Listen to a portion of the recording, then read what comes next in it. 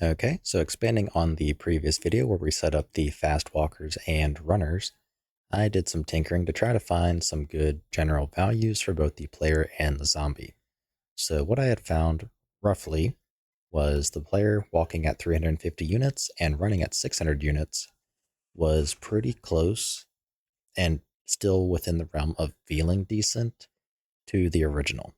Then for zombies, when they would walk at 150 units a second, that's their slow walk. Then their fast walk around 220 just to give it a little bit of a boost. But their run, being ever so slightly faster than our player's walk, seemed pretty close. Now these still need to be tweaked, but they're at least in the ballpark. So to begin, let's go ahead and go to our zombie fast walk and just set it to 220. Then for the zombie run speed, we want 365. So once we've set those as the default, let's go ahead and head into the editor to set our own defaults as well as the zombies' normal slow walk speed. Okay, once we're back in the editor, let's go ahead and open up our player pawn and zombie pawn.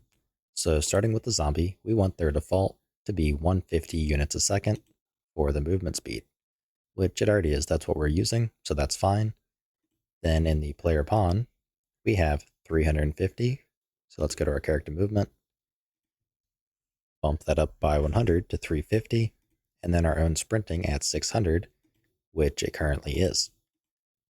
So let's compile, save, and that's going to be kind of our, I guess you could say, our starting point for if we need to adjust the speeds of anything.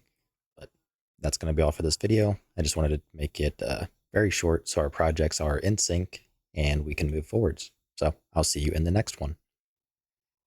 If you like what I'm doing and you want to help support me, you can find a link to my Patreon in the description below, where you can also get early access to this entire series.